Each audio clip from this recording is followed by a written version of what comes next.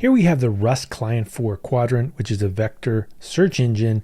And fortunately, because it's written in Rust, it's going to also have great Rust support for a client. And all you need to do is do cargo add quadrant-client. If we look at the dependencies here as well, you can see that there's a very small amount of dependencies like the tonic library.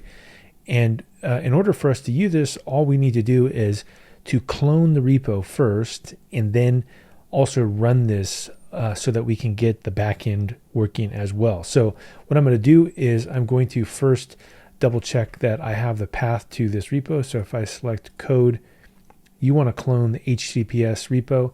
So I've already got that inside of here. If we go into Rust client and we can do git remote -v, there we go.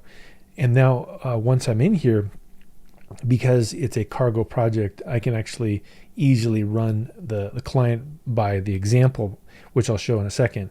So if we go down here, I can grab this Docker component right here, which will start the database. Let's go ahead and paste that in.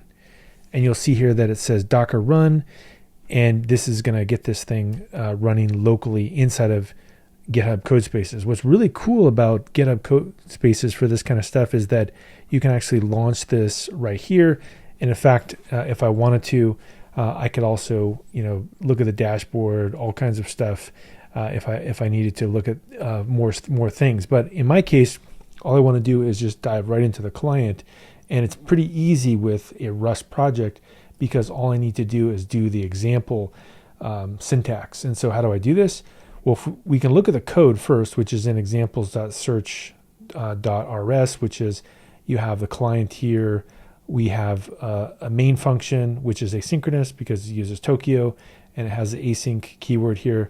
And then it goes through and it does a search over a collection. But if we go to the very bottom, one of the really nice things about doing a git clone for a Rust project is all you have to do to run an example is do cargo space run space -- example search. So let's go ahead and copy that. We go back here. Notice again, Docker is running in foreground mode.